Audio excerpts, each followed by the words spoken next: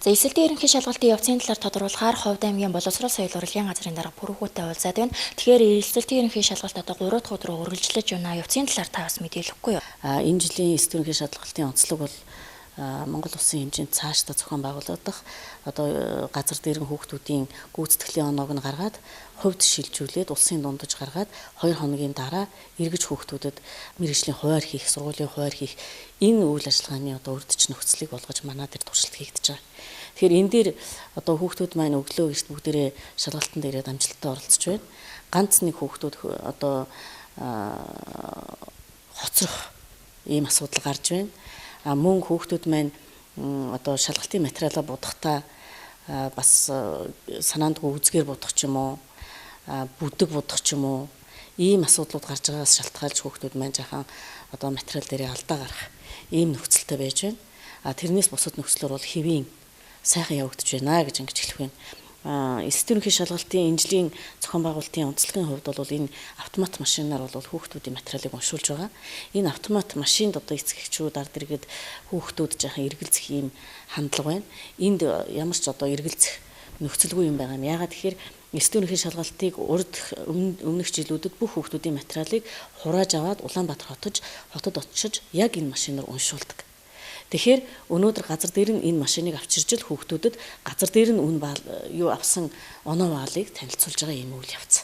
Тэгэхээр энэ дээр машин дутуу уншлаа, буруу уншлаа гэх юм ойлголт бол байхгүй байж байгаа. Хүүхдүүд бол өөрсдийнхээ байр суурин дээр газар дээр нь оноо баал нь гарахаар нэлээд цочирдож хүлээж авах, нэлээд сэтгэл хөдлөлтөд хүлээж авах ийм нөхцлүүд байгаад байна. Тэгээд ерөнхийдөө бол 100 онооноос хэдэн оноог авсан бэ гэдэг гүйцэтгэлийн хувь гарч байгаа.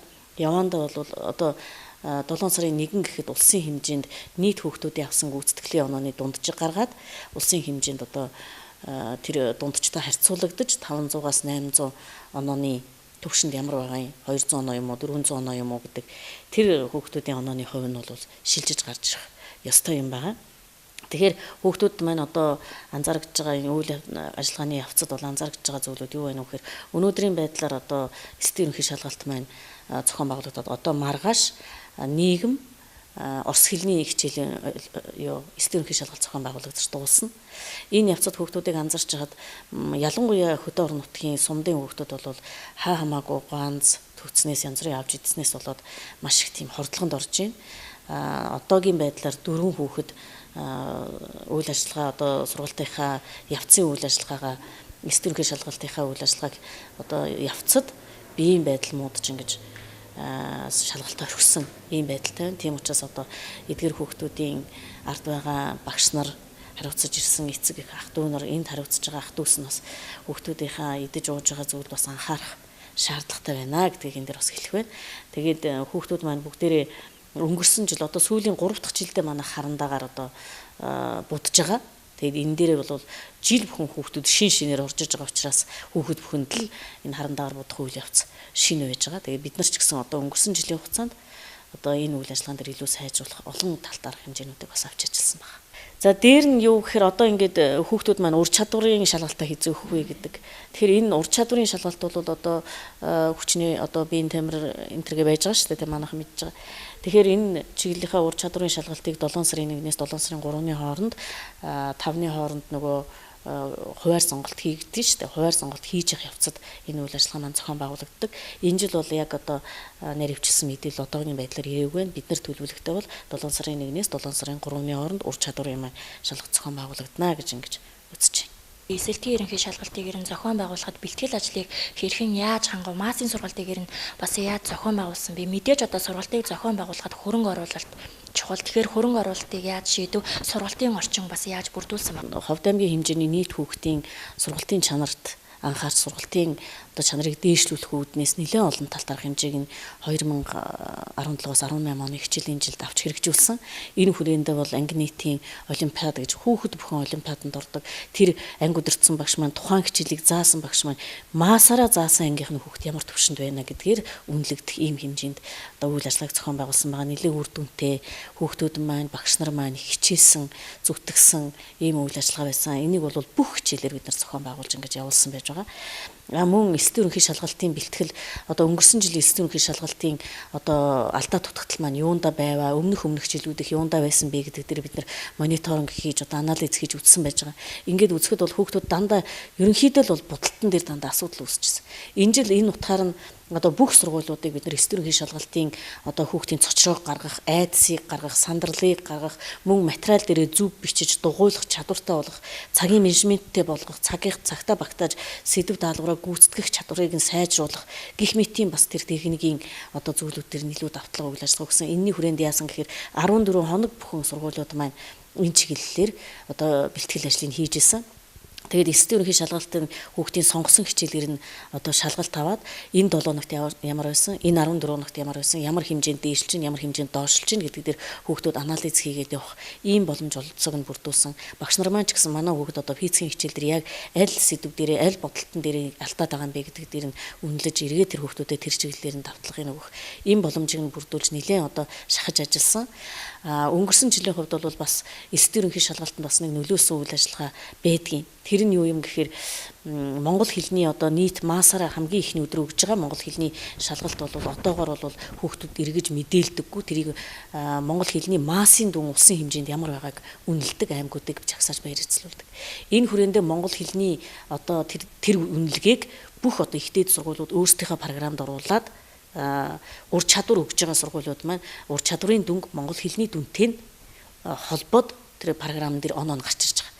Тэгэхээр нөгөө монгол хэлний тэр оноог бас шууд холбож өгсөнтэй бас холбоотой. Хоёрдугаарт нь бол өмнөх жилүүдэд бол эсдийн ерөнхий шалгалт өгсөн 10 хичээлийн дунджаар одоо дундаж оноогоор одоо юу авдаг гэсэн байр эзлүүлээд одоо дээр нь хүүхдүүдийнх нь хичнээн хүүхэд төгссөнөөс шалтгаалж одоо оноог нь хуваарлдаг байсан бол өнгөрсөн жил шууд 10 хичээлээр нь одоо дунджийг гаргаад байр эзлүүлсэн юм тохиолдол байж байгаа. Тэгэхээр энэ яаж нэг гэхээр хүүхдийн тооноос шалтгаална гэх юм бол Ховд аймаг Монгол улсын хэмжээнд хамгийн олон төгсөгдөг аймгийн нэг. Тэгэхээр олон хүүхэд орох тусам дундаж одоо онооны дундаж доослохын нөхцөлтэй байдаг. Тэр утгаараа тэр онцлогийг харгалзаж үзээд өмнөх жилүүдэд хүүхдийн тоотой харгалзуулдаг байсан бол өнгөрсөн жил хүүхдийн тоотой харгалзуулаагүй ийм тохиолдол байсан гэдгийг энэ дээр бас хэлхийг хүсэж байгаа. Бид бас монгол хэлний сургалтын чанарыг дээшлүүлэх үүднээс бас олон тал тарах хэмжээнүүдийг авсан. Олон одоо багш нараа чадваржуулах, монгол хэлний сургалтыг сайжруулах хөтөлбөр гэдгийг аймгийн хэмжээнд хөтөлбөр баталсан. Үндэсний хэмжээнд энэ чиглэлийнх нь одоо монгол хэлний зөвлөлийг авчирч ажиллуулсан. Гэх мэтийн олон ажлуудыг хийсэн. Одоо өнөөдрийн байдлаар бид нар өчигдрийн байдлаар монгол хэлнийхээ дүн оноог ерөнхийд нь ингээд гүйцэтгэлийн оноог харж хат яг цэвэр монгол хэлийг сонгоод өгч байгаа хүүхдүүдийн оноо бол харьцангуй дээгүүр маш сайн гарч ирж байна. Нийгмийн тухай мэдлэг хичээлийн онооны дундаж бол ингээд харьцуулаад үзэхэд сайхан гарч ирж байна. Өмнө нь бол манай нийгмийн тухай мэдлэгийн хичээл харьцангуй бусад аймагуудаас доогуур гарч ирж байсан. Энэ удаа харьцангуй өндөр гарч ирж. Одоо нийгмийн тухай мэдлэгээр гэтэл 90 онооноос дээшээ 17 хүүхэд авцсан байж байгаа жишээтэй. Энэ бол 90 онооноос дээш 17 хүүхэд гэдэг бол бас л өндөр оноо. Тэгэхээр ийм хэмжээнд явж байгаа. Тэгээд цаашдаа бас эсдийн ерөнхий шалгалт мөн сургалтын чанараа дээшлүүлэх үүднээс бид нар олон тал тарах хэмжээ авч байгаа. Яамнаас бол авч хэрэгжүүлж байгаа боловсролын яамнаас авч хэрэгжүүлж байгаа бодлого юу юм гэхээр хүүхдийн одоо эсдийн ерөнхий шалгалтаар одоо ерөнхий боловсролын сургуулиудын аймагуудын дүн баал оноог дүгнэх нь чухал биш ээ. Цаашдаа энэ талаар байр эзлүүлэхгүй тал дээр анхаарна. Яагаад гэвэл массын сургалтын чанараа сайжруулах тал дээр анхаарна. Дээр нь одоо энэ эсдийн ерөнхий шалгалт гэдэг бол ихтэй сургуульд эсэж урж байгаа элсэгчдийн чанарыг улам дээшлүүлэх энэ төлөө энэ жилээс явж байгаа. Энэ утгаараа яамнаас энэ жил авч хэрэгжүүлсэн үйл ажиллагаа нь юу юм гэхээр 480 оноотой болгож өгсөн ихтэй сургуульд эсэж орох сурагчдын одоо босго оноог ингэснээрээ бас нэлээд өндөр шаардлагууд бий болж байгаа. Тэр утгаараа хүүхдүүд маань бас нэлээд одоо харьцангуй гайгүй бас хийгдээд явж байна гэдгийг энэ дэр бас хэлмээр байна. За тэгээд хөрөнгө оруулалт үйл ажиллагааны хувьд шийдвэрлсэн байдал гэхийн хувьд бол Ховд аймгийн хэмжээнд боловсрол шинжилгээ ухааны яамны сайд цогцлмаагаа өнгөрсөн 4 сард Ховд аймагт ирж ажилласан. Ирж ажиллахдаа Ховд аймгийн хэмжээнд нэлээд тулгамдсан байсан одоо маш одоо хүнд байдалтайгаар маш яралтай шийдвэрлэхгүй болохгүй 43 асуултыг бид нар асуудлыг эренбэлсэн байсан. Энэ 43 эренбэлсэн асуудлын 32 асуудлыг шийдсэн. Нэг ёсондоо одоо соёлын төвгөө цэцэрлэг нь одоо доороосоо ингээд ялзраад унтчихсан, чийг нойтон болцсон. зайлшгүй их засварын хэрэгцээ байгаа. Гих мэтийн газруудад нэлийн одоо ажлуудыг хийсэн, мөн одоо хөгжим драмын театрт одоо хөгжмийн зэмсэг бий болгох, дээр нь тэр одоо дуу аваа апартур үзлийн ажил асуудлуудыг шийдвэрлэх, мөн одоо шинэ уран бүтээлүүдийн зардлыг шийдвэрлэх, гих мэтийн ол асуудлыг шийдвэрлсэн, мөн одоо ерөнхий боловсролын сургуулийн багш, цэцэрлэгийн багш нар удирдлагуудыг бас явж юм үзэж нүд тайлах, туршлах, судлах тэр боломжуудыг бас бүрдүүлж өгсөн. Яамны зүгээс бас сайдын зүгээс аймгийн хэмжээндээ бас нийт одоо багш нараасаа Оросын холбооны улсад одоо эх 9 сард 30 гаруй багшийг явуулж одоо туршлах, судалж сургалтанд хамруулах гэж байна Орос хэлний багш нарыг. Мөн одоо сая Гонконг улсад бас сургалтанд хамруулад ирлээ. Мөн одоо Солонгос улсад сургуулийн захирал, цэцэрлэгийн эрхлэгчид багш нарыг ээлж дараалуулж бас сургалтанд хамруулж тэнд туршлах, судлуулах ажлыг зохион байгуулж байна. Одоо 6 сар, 7 сард бас 20 багшийг Солонгос улс руу одоо явуулахаар бэлэн болсон ийм байдалтай байна. Тэнд очиж сүүлийн одоо компьютерийн технологийн одоо чиглэлийн сургалтууд зохион байгуулагдана. Одоогийн байдлаар 3 захирал яг энэ чиглэлээр Солонгос улсад очиж сургалтанд хамрагдаад явж байна. Гих мэтийн олон одоо ийм ажлуудыг бас хийгээд байгаа бидний ажилд маш их том одоо аймаг орон нутагт том дэмжлэг болж ингэж явж байгаа. Одоо бид их баяртай байна. Тэгээд цаашдаа бол одоо энэ 2018 оны байдлаар бол яг одоо Ховд аймагт энэ одоо шийдээд байгаа одоо 30 хэдэн асуудлаас гадна бас давхар шийдээд байгаа өчнө асуудлууд байгаа. Төсөл хөтөлбөрийн газруудаар бас давхар шийдэж байгаа асуудлууд нь бас байж байгаа. Тэгээд одоогийн байдлаар бол улсын хэмжээ яам дээр тендер зарлагдаад орж иж байгаа бүтээн байгуулалтуудын том ажлууд нь ээж жишээлбэл дөрвөн сумын соёлын төв, мянгад сумын цэцэрлэгийн барилга, дууд сумын соёлын төвийн барилга, гих мэтийн мөн том засварууд байж байна. Нэлээд одоо зарим засваруудыг бол JICA өсний үндэс төслүүдээр бас дэмжүүлж хийж байгаа гэх мэт ийм үйл ажиллагаанууд байгаа. Мөн аймаг орон нутагт бас эрхийн шилжүүлж өгсөн их засварууд байж байна. Одоогийн байдлаар 865 сая төгрөгийн их засварын төсөвт одоо их засваруудыг шийдэж өгсөн. Эхний ээлжиндээ бол одоо Монгол улсын хэмжээнд, засгийн газрын хэмжээнд бас мөнгөний боломж олцоо байгаа учраас аль болох одоо ганцхан манай Ховд аймаг байгаа биш, ард нь 21 аймаг байгаа, дүүргүүд байж байгаа. Энэ тулгамжиг асуудал бүхнийг шийдэхийн хажуугаар Ховд аймагт бол эхний ээлжиндээ одоо тэр тулгамдсан засвар үйлчлэгээ шаардлагатайгаа ус садраад гоожж байгаа, сан техник нь болохоо ятсан байж байгаа, ширээ сандалгүй болцсон байж байгаа, цонхон одоо муужирсан, маш хүүхд орчин бүрдсэн байгаа. Энэ бүх одоо байгууллагуудыг зохион одоо их засварыг хийх төлөвлөлтийг хийгээд одоо тендерэн зарлагдаад аймаг орон нутгийн хэмжээнд хийгдэж явж байна. Хамгийн гол нь биднэрт одоо сайдын зүгээс өгсөн үүрэг даалгавар юу юм гэхээр ерөөсөө энийг гүйцэтгэж байгаа аж ахуйн нэгжүүдтэй маш өндөр хариуцлага шаардлагыг тавьж ажиллаа. Одоо ингээд яваад бас мониторинг хийлгсэн яамнаас ирээд одоо бас яамны зөвлөх ирж өөрөө мониторинг хийж бүх одоо сургууль цэцэрлэгийн засвар үйл ажиллагаа, соёлын байгууллагын засвар үйл ажиллагааг үзээд олон жил үргэлж ингээд засвар үйлчлэгээ аваад хийгээд тэр нь үр дүнгүй хийгдээд одоо буцаад ус гоождог, агааржуулалт байхгүй болдог, мөөгөнцөр үүссэн ийм аж ахуйн нэгжүүдтэй дахиж эргэж гэрээ хийхгүй байх тухай чиглэлийг аймгийн засаг дарга энэ тамгын газар болоод бидэнд бас үүрэг чиглэл болгож өгсөн байж байгаа. Тэгэхээр цаашдаа бас бид нар тендерт оролцож байгаа аж ахуйн нэгжүүд дээр сургууль цэцэрлэг, соёлын байгууллагууд дээр бас үр дүнгүй ийм засвар үйлчлэгээ хийсэн аж ахуйн нэгжүүдээр гүйцэтгүүлэхгүй байх тухай албан товтой бид нар бас худалдаа авах ажиллагааны газарт бас хөргүүлсэн байж байгаа.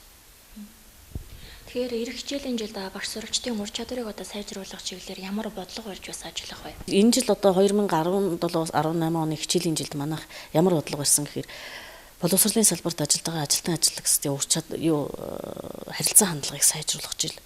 Монгол хэлээрээ зөв сайхан ярих, бичих, найруулан бичих чадварыг дээшлүүлэх, сэтгэн бодох чадварыг дээшлүүлэх жил болгосон. Энэ хүрээндээ болохоор одоо багш нарын удирдах ажилтнуудын ёс зүй, багш нарын ёс зүйд илүү анхаарч илүү одоо хандлагыг өөрчлөх ажлуудыг олон хийсэн байж байгаа. Энийг нэг жилийн дотор хийгээд дуусчих ажил биш, бид нар үргэлжлүүлээд энэ шаардлагыг дахиж тавина. Энэ шаардлагын хүрээнд яамны ч зорилго байсан энэ дээрээ боловсролын газарч маань зорилгоо ингээд тавиад явж байгаа. Сургалтын чанарыг сайжруулах үүднээс хамгийн гол нь эхлээд багшаа чадахжуулах тухай асуудал байж байгаа.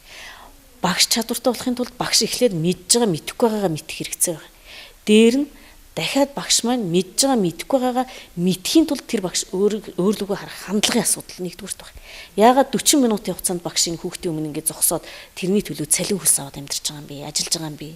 Энийний цаана тэр багшийн 40 минутын хугацаанд хийж байгаа үйлдэлээс тэр хүүхдүүд ирээдүй босч явж байгаа маа, хүүхдийн хувь зай шийдэж байгаа маа, хүүхэд тэндээс хүн болж байгаа маа гэдгийг л багш нартаа ойлгуулж, багш нар маань тэрийг ойлгоод бүгд урагшаа арчдах юм бол манай багш нар ямар ч ажил яардах, ямар ч одоо боломжийг бий болгох, ямар ч хөгжлийг авчрах бүрэн боломж байж байгаа.